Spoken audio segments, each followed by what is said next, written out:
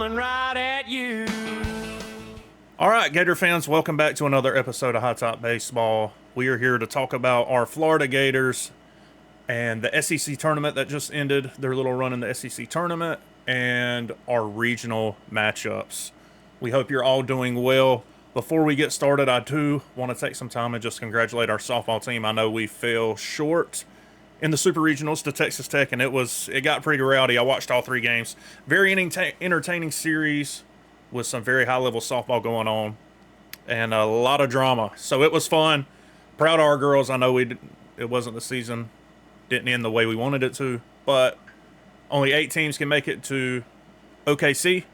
We weren't one this year. We've been there a lot of times, and I'm sure Coach Tim won't have us back before too long. So how are you doing, Matthew? You doing all right? Yeah, I'm doing good. I'm not a softball fan, but that was electric. Like I think I'm more interested now than before because all the drama, all the chaos, that was very entertaining. I'm a new fan.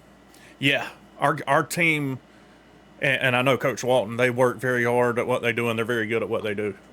Unfortunate that we fell short, but it happens. Good luck to Texas Tech and the rest of their ventures. I know a lot of Gator fans may be upset that I'm saying that, but it's just good sportsmanship. I think emotions ran a little high. That's what happens with sports. I'm not mad at anybody. Stuff happens. Anyway, let's talk about the Gator baseball team. That's why we're here. We'll start with just a little general idea where the team's at. I think, like I said, the lineup on the live earlier, the lineup 1 through 9, pretty solid. There are some guys that seem to not have as good of at bats and things at the SEC tournaments, but for the most part, the lineup is what it is at this point. I think we have it locked in for the most part, barring some injuries. I think we've locked up the right field position with Yost. He's taking good at bats. He homered in the SEC tournament, had some good at bats. I think he had another couple of hits too. Either way, pitching staff starters look good, other than Russell Sandifer, who got knocked out of the game early on in the second inning of the semifinal against Georgia. And then the bullpen, like you said, the bullpen is okay. A lot of moving pieces in that semifinal game against Georgia. Can't really blame it on them. It's hard. We asked a lot of them. Anyway, Georgia's one of the best offenses in the country as it is. So if you want to speak on just where you think the team is generally, and yeah, we'll go from there, and then we'll talk about the SEC tournament recap. Yeah, so I think around the diamond, everybody's hitting right now. It feels like, I mean, Carson Bowen, you might want a little more from, but besides him, everyone else around him's hitting really well. The pitching, the starters are been good. Even Russell Sandifer, you said he was the only one who didn't pitch good because he got hurt. He was dealing. He Oh, he looked was, great. yeah. I'm not taking He anything away fills, from him. He just yeah, it's he unfortunate he fills got it hit. up. Yeah, he's got good stuff. Because you would expect someone like that the way we talk about him. Oh, he throws strikes. He's got good off speed. Like he throws high 90s. Like it's not. He can get Ks. He's going to be really important for Florida in this regional, which we will get to in a minute. But the bullpen overall, I think Stoli has trust in forearms down there, and I think you probably want him to have trust in 5 or 6. So you would like to have some guys break out in this postseason play, which it's going to happen. It has to happen because there's it never goes how you expect to in postseason baseball, whether it's Ashton Wilson or whether it's someone else. It's always like a performance that you need to get there. I remember in 2024, Cade Fisher in a winner go home game stepped up as a true freshman and gave you 7 or 8 shutout innings or something. Like you need that. That's gotta happen, and it will. But who will it be? I don't know. The guys that you know you need are Caden McDonald, Josh Reitner, Jackson Barberi, Ernesto Lugo Canchola. Those 4 need to be good because those are the 4 Sully trusts. Now when you start to look at that 5 or 6, Ricky Reith might be the first name that comes to mind, but I don't trust him. I'm not a Ricky Reith guy. I feel like even when he's pitching good, he's getting hit hard, but they're just outs. So I don't have a lot of faith in Ricky Reith. I have a lot more faith in Luke McNeely, but he hasn't shown you anything that since he's came back from injury that would give you that faith. You just gotta hope that he's done it before. The guy that I think could be that wild card is Skylar Sanford at the pen, because he's got great stuff. He fills it up when he's in there, and I think that might be a guy that Sully can lean on but one of the guys he won't doesn't expect to lean on, but will be able to. And because the starters should give you 6 innings, like you have really good starting pitching, and your lineup is going to score runs based on how they're playing now, and they're not giving away many free outs. They're honestly playing really good defense lately, so I think this Gator team is in a really good spot right now to make a really big run and go far. Like I can see them making it to Omaha for sure. You hit all the points, and I agree with you. We're going to need a guy, fifth or sixth guy at the bullpen at some point. You look what happened in Hoover at the SEC tournament, rain delays. This time of year you're going to have some pop up showers, especially in Gainesville if you're lucky enough to host regionals and supers. There's going to be rain delays. You might burn a starter. You might have Aiden King pitch 3 innings and then a downpour comes out of nowhere, and he's not able to return. You're going to need somebody to step up. And I agree, those are the guys I would look to as well. Even like you said, Reith is a guy that seems to get hit hard a lot, but he lives in the zone, and he's a guy that can take a step when the competition's high, when you need him the most. Maybe he's a guy that's just gonna go out there and shove.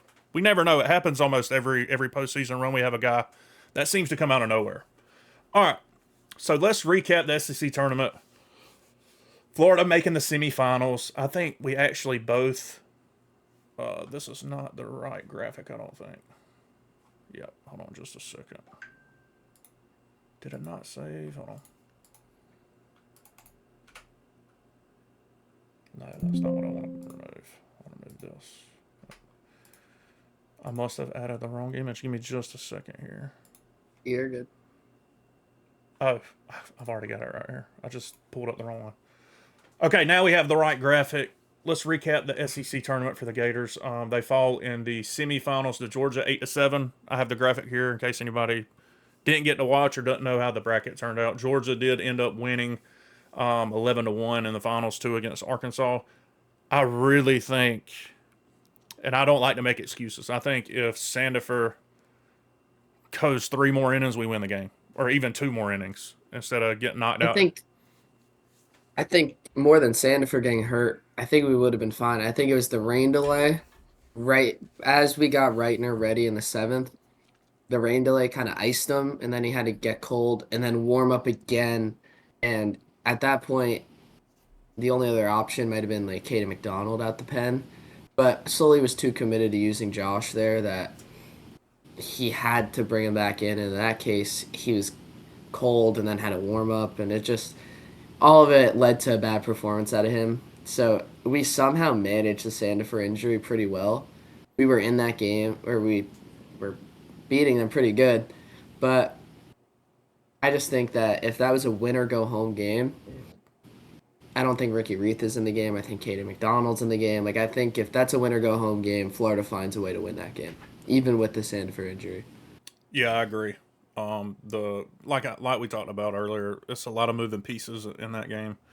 Just unfortunate. Georgia's a great ball club, so I don't take anything away from them. They hit the ball well. We threw strikes. We didn't really give them anything. They were just teeing off on the ball, to be honest. That's kind of what you get with this Georgia offense. When they're hot, they're one of the best in the country. So shout out to Georgia. I think that's the first time, maybe ever, I can't remember. They've won the SEC baseball tournament. So congrats to Georgia. Coach Wes Johnson is doing a phenomenal job there, turning that program around. With all that talent in Georgia and the Atlanta area, they're probably going to be good for a while. But Florida, game one, Vanderbilt, thought we played well. Solid all around. I thought the score was closer than, I mean, it ended up being 8-3, but for a lot of the game, it was closer than I thought. I thought we played far better than they did, and the score was just still close somehow. But we end up getting the win over Vanderbilt. Then we run rule Alabama. I thought we swung the bat very well. Liam Peterson did his thing again. That's what 3 or 4 starts in a row where he's just turning out quality innings, getting a lot of swings and misses. The only thing I will say is his pitch count was a little high for me early on, but he settled in. He gave us a good start. I think he went 5 or 6 innings. We looked great, and then in falling in the of course in the semifinal to Georgia sucked. But you can go ahead and give us your recap, what you thought about the SEC tournament as a whole. Yeah, so I think the universal feeling coming out of this tournament is Florida swung the bats really well. And This Florida offense is kind of putting it together at the right time. Blake Sear, have a weekend or have a week. Brennan Lawson, have a week. Ethan Surwick was hitting the ball well. Kyle Jones, who I didn't expect to play at all, actually, ended up playing great in Hoover. You had Hayden Yost being Hayden Yost again and totally locking down that right field spot. We were talking in the episode before, is it Cash Strayer? Is it Hayden Yost? Who's it going to be? Now we know. It's Hayden Yost. Hayden McDonald continued to hit. Landon Stripling continued to put together pretty good at-bats. Cade Curling continued to put together at-bats. I can't remember more than one error in the entire tournament in the field. They played great defense. The starters looked great. Aiden King looked pretty good early and then kind of fizzled out at the end. But regardless, Aiden King's Aiden King. Liam Peterson looked like every bit of a top 15 pick in the MLB draft. He looked unbelievable. He was dominant. I'm surprised Sully left him out there for another inning. I kind of expected him to shut him down after the first thing he finished, but nope, he sent him back out, and he looked good in the inning. He went back out. He had a little bit of trouble, but worked through it. And then, yeah, we've talked about the Penn, but that Alabama game is what sticks out in my mind. That was batting practice. They looked unbelievable. And the Vanderbilt game, I liked because the game was probably closer than it should be, and those are games that in the past we've found ways to lose. And here at the end, we're like, we're going to tack on 2 or 3 more runs, make sure that we have this game in hand, and let's go win a game instead of trying to not lose it. And I really liked how they looked in those 2 games. In the Georgia game, just such a weird game, hard to judge that game, but they looked good. I overall was very happy with what I saw in Hoover, and I think this team is so ready to make a run right now in postseason play. Agree. I think ultimately the Vanderbilt and the Alabama game, the way we looked, and even the way we looked in the Georgia game despite losing, I think ultimately that's what got us over the hump to be a top 8 national seed. So, congrats to the boys. The boys are hot. I'm excited. I know all of Gator Nation's excited. Let's go ahead and put our graphics up here for the regionals. Yes, sir. Gators come in as the number 8 overall seed in the country. Their regional includes obviously Florida as the 1 seed, Miami the 2, Troy the 3, Ryder the 4. The more I dove into the analytics and just the numbers in general, I think this is a very favorable regional for Florida. I think we match up really well. Whereas, I don't know if you guys follow me on Twitter, I tweeted earlier that North Carolina, the Chapel Hill regional, just on paper from what I was looking at, is far more difficult, I would say, than our regional. That's not to say that Florida's not going to slip up and get bounced in their own regional. It happens every year to a team that just goes cold for whatever reason. But yeah, we're going to dive into this and break down, just go team by team, I think. We'll do that last. Right now, what I want to do is get Matthew's opinion on how does Sully attack this weekend. What's the pitching rotation look like in your opinion? We can never tell what Sully's going to do. We always just trust him because he always seems to get the job done. But if you put yourself in Sully's shoes, what does the pitching rotation look like? Who are the first people out of the bullpen in these matchups, etc.? You can go ahead and start that, and then I'll build off what you say. Yeah, so overall, pretty fortunate draw once you do the digging into it because Ryder, I've never heard of that school in my entire life until today. Maybe I'm uncultured, but I had no idea. Troy was the last team in the tournament, which is crazy to hear, but we are playing a team I've never heard of and the last team in, and a Miami team, and that Miami team has one of their best players out for the weekend, we found out today. So overall, good draw. So the question is, how do you approach that good draw? If Russell Sandifer is completely healthy, I would have expected him to go that Friday game against Ryder. However, Sully might not feel great about that, and I could see him saying, you know what, let's just make sure we're in the winner's bracket. Let's get the job done. Let's throw Aiden King and let's do it. Like, I can see him doing that. I feel like he's not going to go Liam Peterson for some reason. I feel like it's between Sandifer, hey, let's fill it up. He's our worst weekend starter, but still a very good one. Let's just get through it. Or let's ensure that we get this win. Like, no funny business. Let's get the job done. We'll go Aiden King. If I was the coach, I'd go Sandifer, assuming he's all good. and Sandifer, let's say, gives you 4 or 5, I'm instantly to Caden McDonald. That's where I like to go in the like fifth, sixth inning. I feel good about McDonald at the pen, especially against a team that you're better than. Ryder is a team you're better than. No funny business. Let's throw strikes. Let's not walk guys. Let's make them beat you. And Caden McDonald does that. Russell Sandiford does that. And then if you need to go Jackson Barberi, you can. But you want to see. I would stretch out McDonald as long as you can. I'd say let him be done for the weekend after that.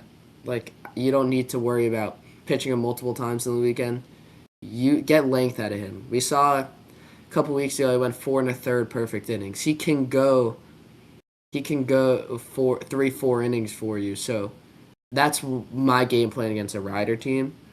Against the Troy team, that feels like a Liam Peterson game to me. Miss bats, strike guys out.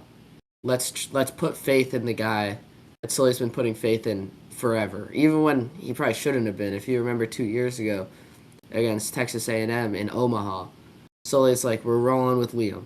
He was a true freshman. He wasn't ready for the moment, but Sully has always had so much faith in this kid, and I think that against Troy, that's his time to just go out and just out talent them. Honestly, just show how much better you are at the sport than them, overpower them. Liam can do that, and I think that's a good matchup for him. And then I would personally build off Liam with your top guys out the pen because there's no playing around once you get to regionals. You don't want to throw any Billy Barlows out there or any guys that you don't feel good about. You want to win, and you want to ensure you win, especially against teams you're better than. So that's why I would throw your A1 guys, because assuming you play Miami at some point, and let's say that's Aiden King's game, you got to assume you're not using many bullpen arms that game. Because when Aiden King pitches, he is usually pitching into the seventh inning or later. So you might go straight to Reitner at that point, maybe Barbarian Reitner. So I would personally go Sandifer, Liam, King, assuming Sandifer is against Ryder, Liam is against Troy, and King's against Miami. And the X factor of that is Liam Peterson being Liam Peterson that we know he can be. And if that happens, I think Florida can walk out this regional pretty unscathed. Yeah, I agree. First, before I say anything, I just want to make it clear that I think all three of our starters are capable of beating any three of these teams. What you're trying to do here is just set up the best matchups for your team. You're trying to advance the super regionals, obviously. So I like the thought of throwing Standifer, and that was where I would go if I'm O'Sullivan. Obviously, I'm not O'Sullivan. I don't have a national championship. I don't have 17 straight regional appearances. I haven't been to Omaha 10 times or how many times he's been. So whatever he decides, I have no problem with it. However he plans to play it, I'm with it. All in. Let's go. I'm not going to second guess a guy with those kind of, just storied coaching tenures. I'm not going to question him. But that's what I would do. I would throw Sendifer against Ryder. I think if Miami doesn't throw their ace, I think there's a chance they could get upset by Troy because the rest of their pitching staff is not great. So if we play Troy, I'd be fine with throwing King or Peterson, and then whoever doesn't throw game two, if we win game three, obviously. If you lose the game, that's where you start running into some problems before the finals, because then you're going to have a four starter. You're probably going to have to extend your bullpen, some guys that maybe you weren't planning on throwing. But if What do you everything, do yeah, I if you throw. need a fourth starter? If I need a four starter, I don't know. It depends on what the bullpen's looking like. I know who I would go. Is it Walls, Sanford, Caden I McDonald, would just start. I would just start Barberi. Barberi? Yeah, you could do. I think he would be fine. Like I said, as long as he hasn't, He did it last year. as long as he hadn't He's thrown a done ton of it. pitches over the weekend, I'd be Yeah, fine with that. If he can go, even if it's just for 2 or 3 innings, you get out there, get yourself a lead, and then hope the bullpen can hold on to it. that's what I would do. All right, let's talk a little bit about each team here. I'll just start with Florida. We're all Florida fans. We know what we're getting with this team. We've already talked about where they are heading into the postseason. Uber talented, no question about it. My keys are staying healthy, limit mistakes, and just keep hitting like we've been hitting. I don't think we're going to have any issues if we do that. If we don't, Obviously, any of these teams are in the postseason for a reason, can upset you. Now, I don't think we need to spend much time on Florida. We're all Florida fans. We know what we're getting. Miami, let's just talk a little Yep. bit about them, a few numbers on them. 38 and 18, 16 and 14 in the ACC. They're coming off a couple wins in the ACC tournament. I thought they looked decent. Throughout the year, they were able to win series over Wake, Virginia Tech, who are tournament teams. Their schedule really wasn't that impressive to me, just looking through it. The ACC is not an easy conference. It's one of the top two, three, four conferences in the country. So you are going to face some good arms. But, and like you touched on earlier, Coach JD Ortega did come out and say Daniel Cuvée is out for the regionals. That's a So huge blow to unfortunate. Miami. Yeah, the kid's a stud, Yeah, that former sucks. All That American, sucks. former All American. But make no mistake, the lineup's still good. They're still producing. The only thing they have to worry about, in my opinion, is pitching. This is some stats on them according to D1 Baseball. They have a 4.99 team ERA, and they have a 3.04 batting average heading into the regionals. If you want to go ahead, just give me what you think about Miami as a whole. I do have some of their top hitters, least or their key hitters for me coming into the regional. Same thing with arms, and then an overall breakdown. But you can go ahead and just tell me what you think about it.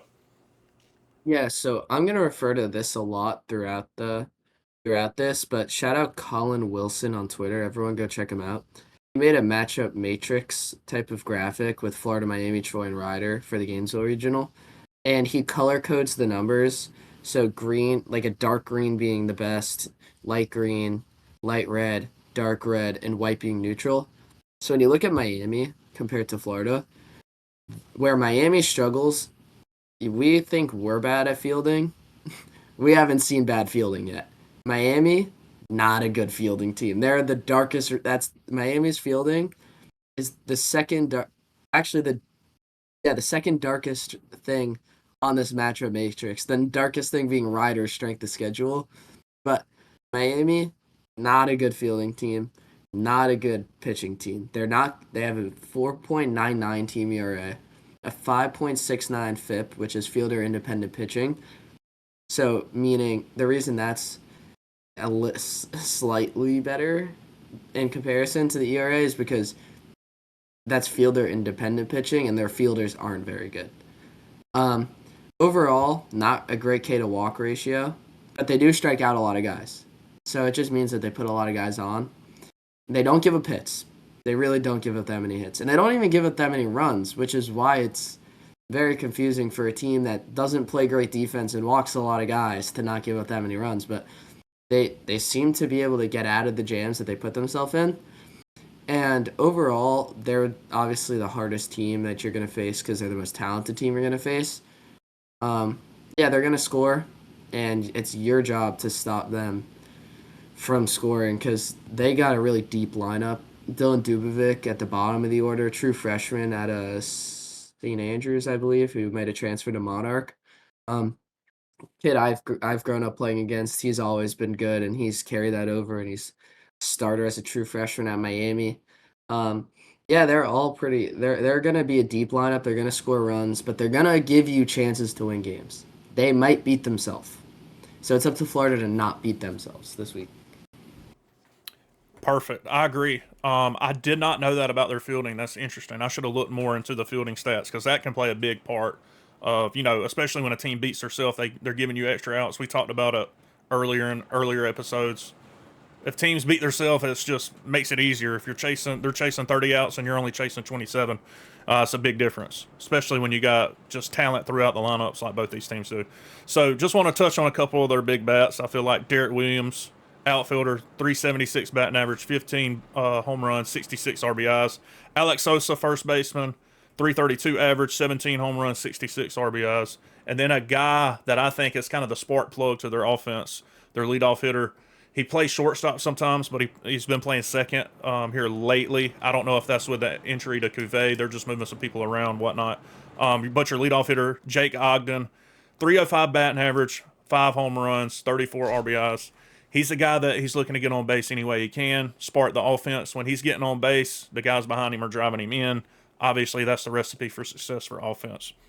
Now, let's talk a little bit about their arms. They have one guy that I think is just far better than anybody else on their staff, and that's Rob Evans.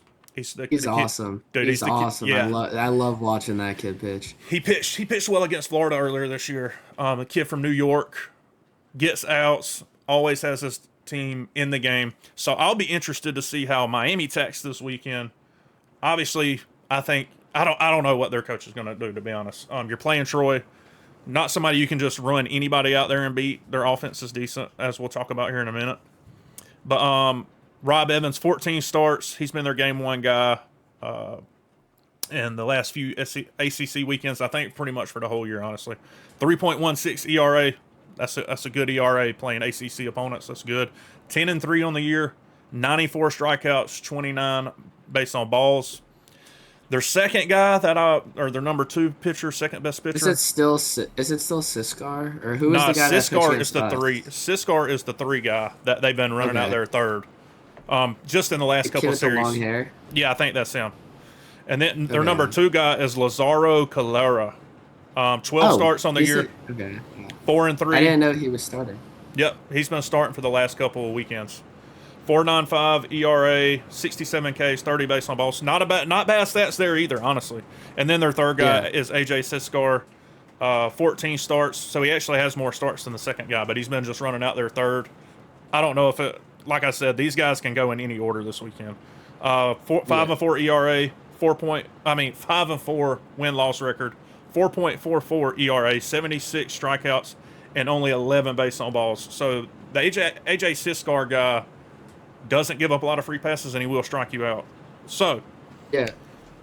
What do you think? Anything you want to touch on with their pitching staff just in general? Yes, I know their bullpen's not very good, in my opinion. So, I didn't know Lazaro Calera took over that 2 role. I actually trained with Laws a lot growing up. When you're going to face Laws, there's 2 things that come up. He's going to strike you. He's going to strike guys out. He's got all the talent in the world. I honestly didn't think he was going to make it to Miami. He ended up making it to Miami. Throws really hard. We knew he was going to throw really hard. But he does have an issue putting guys on base. We had the same pitching coach for a while, so I've heard, shout out Zach if you're watching, I've heard a lot about him just growing up. And he's a guy that, although the stats may not be great, has all the talent in the world that if he puts a game together, can really shut down teams. And I didn't know that he took over that role, because earlier in the season he was more of a weekday starter and a weekend guy that we saw a little bit in that series earlier in the year. But that's a kid that, if he puts it all together against us, could be really scary. So watch out for Calera this weekend. We got to make sure that we keep him uncomfortable. Absolutely. So yeah, I don't think their bullpen, I was looking at their bullpen, I think anybody with over like 20 innings pitched, their ERA doesn't jump off the page to me. They don't have a guy that can just go in and shut down a game, I don't feel like. So I'm not too worried about their bullpen. If we can knock the starters out, the starters are, especially Rob Evans, really good. But if we can get to the bullpen, that should be the goal. It probably is the goal always anyway. Their lineup is solid. Now, they are going to miss Cuvée, no doubt about that. But the guy that's replaced him, Gabriel Milano, I think he's a freshman as well. He's been producing pretty good. He has a 333 average on the year, I'm pretty sure, something around there. But like I said, the key to Miami is, can they get a guy out the bullpen to go get them outs if they want to last in this regional, in my opinion. And I think if I'm Miami's coach, I'm probably leaning towards running Rob Evans out there game 1 just to make sure you get to the winner's bracket. Because if you lose a game, it's a long road back. It really is. Playing that extra game and then having to double dip the undefeated team in the winner's bracket is tough. So, all right, let's talk a little bit about Troy. I'll just give you some basic numbers like I did, and then I'll let Matthew go and give me what he found about them. Troy, 32-29, so not a great overall record, but they did play a bunch of SEC teams and a bunch of just Power 4 teams during the regular season, and that always bodes well for you for your RPI getting into the tournament. And then the more competition you face through the season obviously prepares you to face better competition in the postseason. So shout out to Troy for scheduling good. They were 17-13 in conference, so really not even that great in conference. Some of their key wins, they beat Georgia in a midweek and beat Bama in a midweek, I think. They were 7-3 in conference weekend series. They had losses to Southern Miss. Not surprising there. We know Southern Miss is a really good baseball team. They're the number 9 seed. We actually match up with their regional. We'll talk about in a minute. They lost to Georgia Southern though. Georgia Southern not that great this year, having a disappointing year. And then they also lost to Appalachian State. App State not that good either. Not like a perennial baseball powerhouse in the Sun Belt. So they did have some. They're kind of up and down, like on a roller coaster here. Right now, they are kind of riding a high. They got hot and won a couple games in the Sun Belt tournament. D1 baseball shows they have a 5.67 ERA, team ERA, and they're hitting 285 as a team. So, yeah, take that with what you will. They did play pretty good competitions, though. You want to go ahead, Matthew? Tell me what you think about this Troy team.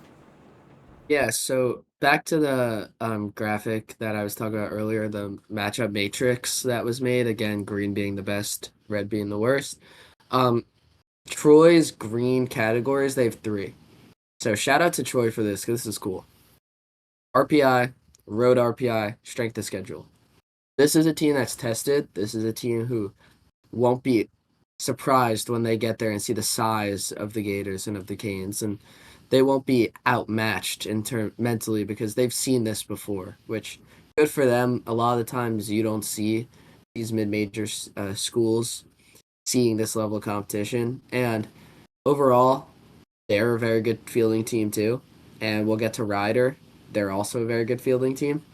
Um, they do give up the long ball a little bit, which could be interesting because Miami hits a lot of home runs, so that matchup's gonna be interesting. Um, when it comes to K to walk ratio, where Florida's really good, Troy and Ryder pretty bad. So it's if they give you free passes, you have to be able to make them pay because your lineup, the way it's playing right now, is able to make them pay. And their pitching in every statistical category is worse than Miami's pitching that we just talked about not being great. So if Florida could take advantage of Miami's pitching, then they should definitely be able to take advantage of Troy's pitching if it happens to be Troy. So I like Florida in this matchup. The John Summerall Bull, I'm sure he'll be there. This could be a fun game if Florida can capitalize on their mistakes, which we'll talk about honestly throughout this whole regional because these teams like to put guys on, and Florida has to make them pay. Yeah, and I think that's something we've been seeing as of late with Florida. The timely hitting, people were taking advantage of other teams' mistakes. So if teams are going to make mistakes, you want to take advantage of it, and you want to not make mistakes, obviously. That's the goal. So I'm just going to go through a couple of their bats that stood out to me just looking at stats. I haven't watched Troy this year, so I'm just going to be honest. I don't know. I'm just looking at stats. But they did play a good schedule, so a lot of this is going to be against quality pitching. Their first one that sticks out to me, Jimmy Janicki, I think that's how you say it. Outfielder. Yeah, close enough. He's like their cleanup guy. He hits for average too, though. 350 average, 17 home runs, 73 RBIs. The team leader in all three categories. So he's the guy you can't let beat you. You don't want to be putting people on, making errors, and then he come up and hit a 3-run tank, and all of a sudden you're down 3 runs. Like you said though, their arms aren't great. Another bat I'll talk about, Blake Cavill, first baseman. He's their 3 hitter. 278, so doesn't really hit for average, but he does drive in runs and hit home runs. 12 home runs and 44 ribbies on the year. And then I always like including their leadoff guys, what their average is, and just how they're setting the table for the team. Aaron Pisecki, I think Piasecki maybe. He's their leadoff guy. 338, 9 home runs, 42 RBIs. So he's getting on base a lot, and then these guys are driving them in. In my opinion, Troy is a top-heavy lineup. They're 1 through 5, maybe 6 guys are much better than 7, 8, 9. Whereas a team like Florida or Miami, you're going to have talent 1 through 9. Arms for Troy, their game 1 guy, or their ace, I guess you would call him, for the year has been Benjamin Stubbs. 15 starts, 5.13 ERA, 4-3 on the year, 72 strikeouts, 34 based on balls. Then they usually go to Tommy Egan. I think this guy, if they were to beat Miami, I think they'll probably start Stubbs against Miami, and then I think if they were to play Florida in game 2, or whatever, the second game, winner's bracket game, it would be this guy, Tommy Egan. 15 starts as well, 4.94 ERA, 5-4, 87 Ks, 28 base on balls. And then a guy, their number 3 starter or third starter, I guess you would call it, has been kind of a revolving door. But here lately, it's been Hayden Smith. I think he's a young guy. He only has 5 starts on the year, but he's 4-0 with a 2.57 ERA. So he's a guy that maybe if they feel they need to win a game, maybe if they win that first game against Miami and they want to throw this guy against Florida, his stats look really good, to be honest. But he hasn't been pitching a lot of innings per start. They've been kind of using him like an opener, and he'll go at the most. I think I saw him pitch, and the last 3 or 4 starts was like 5 innings. Most of the time it was 2 innings. So maybe they run him out there against Florida. Who knows? But when you get to their bullpen, it's bad. I mean, it's worse, like you were touching on with that graphic. The ERAs, once you get past those top 3 guys, and they're not even that great other than the Hayden Smith kid, but they get into like the 6 and 7s, a lot of the arms they have to rely on. So they're not going to be able to put anybody in and just get outs against these Florida Miami teams. They're going to rely on building a lead early and hoping their starters can go 6, 7 innings. And we've had problems against those types of schools in midweek games for as long as I can remember, where Florida's so used to seeing these high-level MLB draft prospect arms that are 6'5" and throw 95 with wipeout sliders, and then they face these Bethune-Cookmans, and you got a soft-tossing lefty throwing 82 miles an hour, and this team has no idea how to hit him. So this team sometimes struggles against less talented pitching because they're so used to the top-level arms that you got to hope that they can make an adjustment and hit guys that are below their caliber. Yeah, I agree 100% on that. All right, let's touch up on Ryder, the last team in our regional we haven't really talked about. Ryder, your Metro Atlantic Athletic Conference champions, 33-18, 22-8. One thing that stood out to me when I was doing the research on them, their schedule, it has to be one of the worst in the country. I think I saw their strength of schedule was like 230 or something out of 300. 267. Yeah, dude. That's what I just found. It was unreal how many, like, they haven't played What's the anybody. conference called again? Metro Atlantic Athletic Conference, the MAAC. That's not real. That's not. That's made It's up. real. There's no way that's real. See, they beat Fairfield when I was looking at their and Fairfield's usually not a bad baseball school, but I just don't know. It's hard to judge a team when they've played this level of competition. Because D1 baseball stats, their batting average is 297. How many guys are they facing throwing mid to upper 90s? Probably not many. In a made up conference, probably 0. ERA 5 is 5.07. So that's not a great ERA, just to be honest, in general. But they're probably also not facing that many good hitters either. They're not facing guys that are going to be in the big leagues one day, I don't think. So, maybe one. Yeah, maybe. One guy maybe in a season. But their whip is 1.56. They put guys on base. Guys hit them and guys walk off them. They have 5 dudes hitting over 300. So they can hit their level of competition. I think PJ Craig is going to be the guy that we end up facing game 1. He's got 3.48 ERA. So again, I have no idea who this guy's facing. He might be facing plumbers and mailmen. I don't know. But he's pretty good against the level they face. And overall, they're good. They're a really good defensive team. So they're the 24th best defensive team in the entire country in terms of fielding percentage. So that's the best defensive team in this bracket by far. And that has nothing to do with strength of schedule. Yeah, no. Yeah. So they're a good fundamental fielding team. And the issue with them is they've the 267th strength of schedule, 119th RPI, 101 road RPI. They haven't seen anything like this, let alone on the road. They're definitely going to be overmatched in terms of talent, in terms of the stage. They're not used to facing this. Their team FIP is 6.21. That is the worst in the entire bracket. Their team XFIP is 6.63. That's also worse in the entire bracket. When it comes to the color coding on this matrix bracket, Florida's a lot of green, and when they're not green, they're white. They're pretty neutral at everything. If not neutral, they're above average in everything. Miami, it's a lot of light green and a lot of light red. They're decent. They're a little above average at a lot of things and a little below average at a lot of things. Troy, it's a lot of red. They're not great at a lot of things, but their RPIs and their strength of schedule is really good. And then you get to Ryder, and it's just red. They're pretty. They're the worst team in the bracket in majority of statistics, especially the pitching statistics. They're 141st in home runs per game against bats that aren't the bats they're going to face here. That's for sure.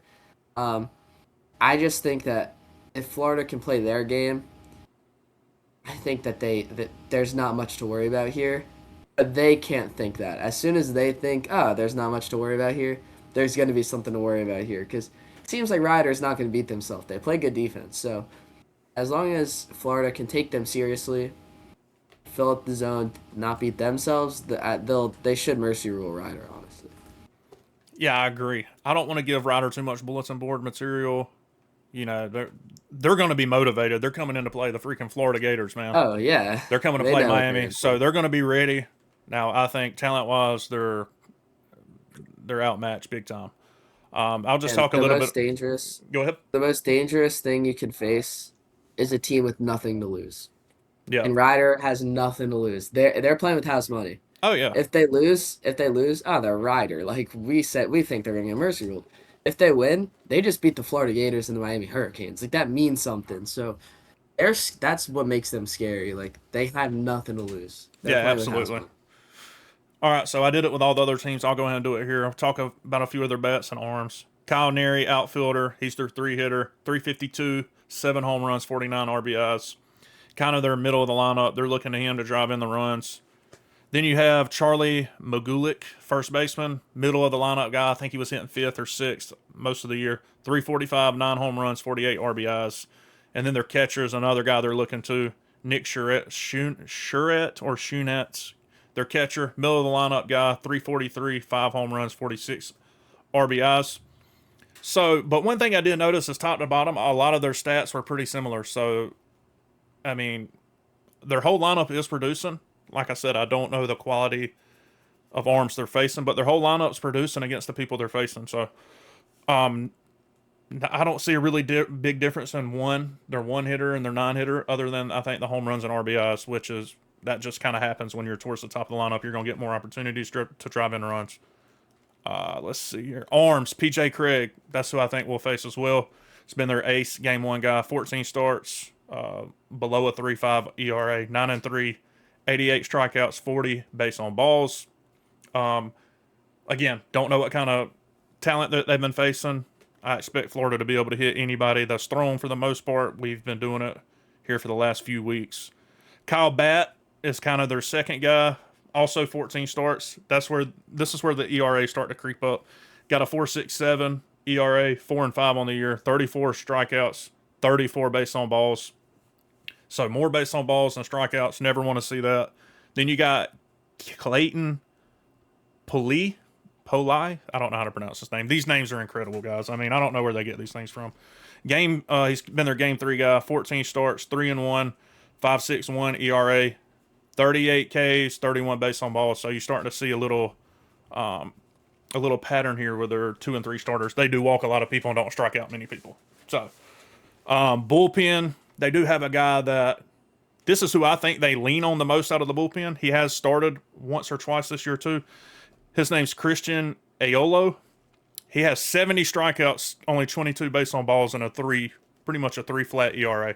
He's going to be the guy that if they have a lead, let's say for some reason we walk somebody, boot a ball, they hit a home run, we're down 3-0, and that game's close at the end of the game. This is the guy they're going to go to out of the bullpen. So overall, it's hard to judge based on their strength of schedule. Like I said, they have a couple of arms they rely on, 4 or 5. I think they probably feel comfortable with. The lineup produces at the level that they play in. So, in my opinion, we're going to make a prediction here. I think Florida sweeps the regional. I don't think we lose the game if we take care of business. All that can change in one swing of the bat, which is what makes baseball so interesting and fun to watch. What do you think? Do you think we sweep the regional? Do you think we lose the game? How do you think it pans out? I hope we sweep the regional, is what I'll say, because there's no reason that they shouldn't. They are a lot better than every other team in their bracket. When I first got announced, I was like, "Ah, we got to play Miami. That's tough." But thinking about it now, like Miami's a good team, but looking at the other two seeds, they're not as good as most of the other two seeds. The only thing that can make it scary is rivalry games are heated enough. Let's make it a postseason rivalry game and see how heated we can get. And in these rivalry games, you don't want Florida to fold, and I don't think they will, based off how they've played Georgia this year, based off how they looked against FSU this year. They actually seem to play up to their how they played against Miami this year.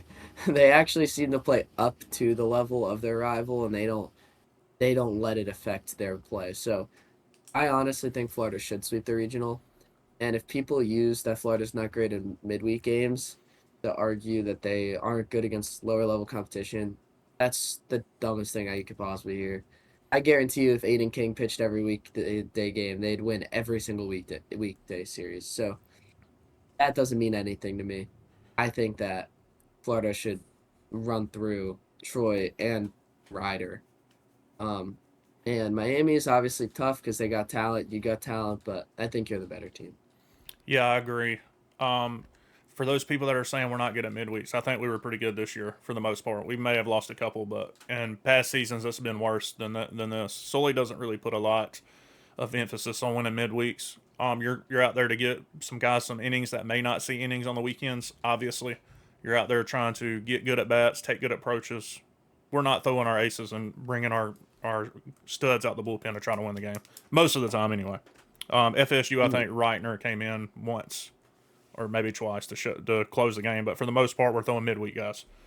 yep. So if our predictions are correct, we will face the winner of the Hattiesburg Regional. That regional includes Southern Miss, Jacksonville State, Little Rock, and Virginia.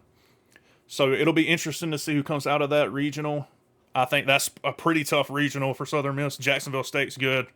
I don't know much about Little Rock. Haven't really researched them. I probably won't unless they win the regional somehow. They're the 4 seed, I believe. Yeah. And then Virginia. Virginia is always tough. So we look forward to seeing what's going to happen this weekend.